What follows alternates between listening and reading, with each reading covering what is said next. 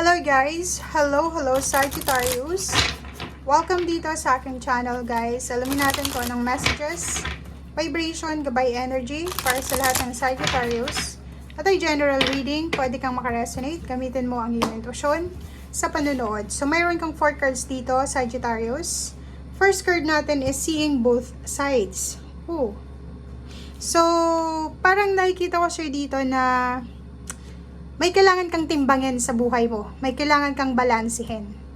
Huwag ka agad-agad magdedesisyon ng hindi mo pinag-iisipan.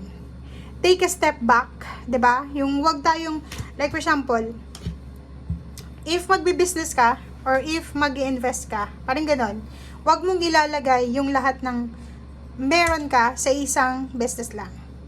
Kailangan mong bigyan ng sarili mo ng parang plan A, plan B, plan C. Okay? So, dito siya. Relationship, ganun din. Wag, if for example, in a relationship ka pa lang, girlfriend, boyfriend, live-in partner, wag mong ibigay yung lahat, 'di ba? Kailangan magtira ka para sa sarili mo. Number 21-3, so stay present guys, 'di ba? Wag tayong masyadong mag-imagine ng past, ng future. Wag tayong matakot, okay? Stay in the present situation and be flexible, okay? Maraming pagbabago na posibleng maganap sa'yo or sa pamilya mo or sa mga tao sa paligid mo. And etong mga pagbabagong ito ay hindi lang ito parang mangyayari kasi mangyayari. Ito ay nakatadhana talaga. Ito ay kailangan mangyari. Ito ay nakatadhana talaga. So, kailangan mong i-welcome ito. Mag-focus ka sa kung ano yung kaya mong magawa sa ngayon. And wag na wag kang mag-focus sa past and the future mo. Diba? So, parang, ang sinasabi sa'yo dito ng baraha, kailangan mong stick lang sa kung ano yung meron ka sa ngayon. Okay, huwag tayong maging advance, huwag tayong masyadong mamuhay sa nakaraan. Number 20, maging willing ka daw na i-let go yung mga bagay-bagay sa nakaraan na hindi na kailangan para sa kasalukuyan. Kasi may new beginnings may magsisimula sa buhay mo or may kailangan kang simulan, kaya nga may pagbabago. Pero, mahihirapan ka daw na i-pursue etong pagbabagong ito or pasukin ang pagbabagong ito. Kasi may mga parang pasan-pasan ka na mga mabibigat na pasanin from your past. Or marami kang expectation para sa future mo. Imagine mo yung ganito, nagda-travel ka, okay? Nagda-travel ka, tapos ang dami-dami mong dalang bagahe. 'Di ba? So, instead na mag-enjoy ka sa travel mo, hindi ka makakapag-enjoy kasi ang dami mong bit-bit. So, dito sinasabi ng baraha, travel light. Ano lang tayo? Kalma lang tayo. Okay? Piliin mo yung kung ano yung nagbibigay sa'yo ng saya or piliin mo kung ano yung talagang para sa'yo. Okay? Wag mong i-pressure yung sarili mo na gagawin ko to kasi nag-expect ako ng magandang future Diba? So, make sure na yung ginagawa natin sa ngayon is para to sa ngayon. Para to sa ngayon. Yun yung focus mo ngayon muna. Kasi yung future, may sarili siyang timeline Yung future, diba? Ang future, mamumroblema ulit yung future para sa future niya. Diba? So, hindi ka dapat namumroblema.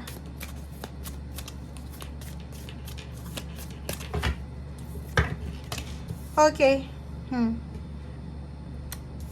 Ito naman na barahan to sa relationship to. Pero kung hindi ka naman interesado sa relationship, pwedeng hindi ka dyan makaresonate. Sabi ng baraha sa'yo dito, na i-acknowledge mo daw yung nararamdaman mo. Diba? Buksan mo yung puso mo, and hayaan mo yung sarili mo na magmahal. I-acknowledge mo yung nararamdaman mo. Diba? Kung may gusto ka, sabihin mo. Iwasan natin yung pride, yung masyadong mataas yung pride. Kung kailangan humingi ng tawad, humingi ng tawad. Nakakaloka yung messages mo. Okay, community. So, nakikita ko sa'yo dito guys na nakakaloka to. Maraming mga tao sa paligid mo na iniisip ka or maraming mga tao sa paligid mo na parang nag-iisip sila. Ikaw yung ano nila eh, ikaw yung topic nila, parang gano'n.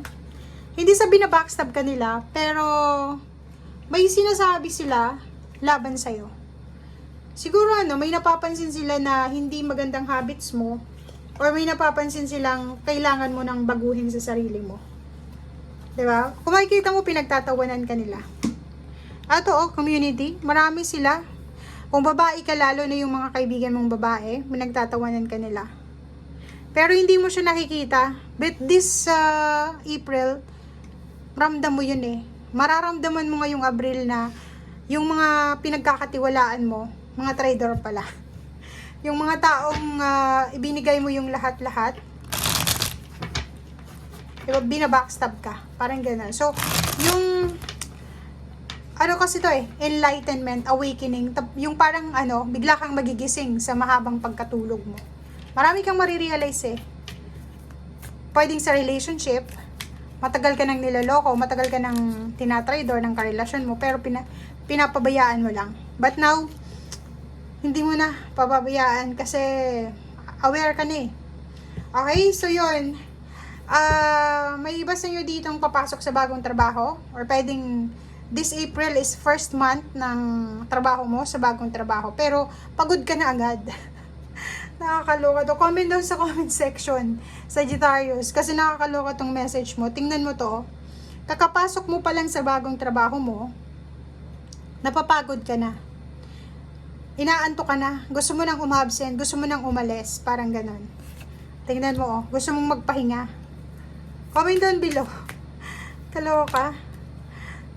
Nakikita ko sa'yo dito na gusto mo nang lumipat agad-agad. Gusto mo nang maghanap ng mas kalmadong trabaho, mas peaceful na environment, work environment. Nakakaloka to na, kaloka ka. Sa relationship din, syempre, since aware ka na, marami kang matutuklasan na posibleng magbigay sa'yo ng sama ng loob. But, kung makikita mo dito, karma to, good karma. So, ibig sabihin, mas okay na to na malaman mo ngayon yung katotohanan kaysa patuloy kanyang lolokohin. Sa relationship yan And dito naman, may mga contract signing, bagong kontrata na pipirmahan kayo ngayong buwan ng Abril, or yung iba naman may kakasal. And yung iba naman sa inyo dyan is maraming chismis, marami kang matatanggap na chismis, balita, or ganito ganyan. Mag-iingat ka din kasi pwede kang magkasakit dahil sa sobrang stress or sa overworking. Kasi overfatigue yung nakikita natin, 10 of Wands eh. Ang dami mong obligation, nagtatrabaho ka sa gabi at araw. And ang concern lang dito is pwede kang magkasakit dahil sa sobrang stress or sa antok or sa gutom mo. Okay? So, ingat-ingat. Thank you for watching guys and see you again. Bye!